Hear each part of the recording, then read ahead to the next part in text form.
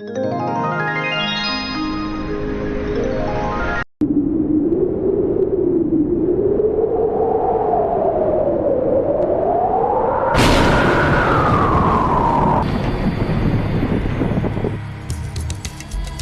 का सबसे बड़ा सच यही है कि जो लोग सत्य, धर्म और अच्छाई पर चलते हैं वे इस दुनिया की नजरों में अक्सर हारे हुए लगते हैं, क्योंकि कलयुग में दिखावा जीतता है और सच्चाई छुप जाती है।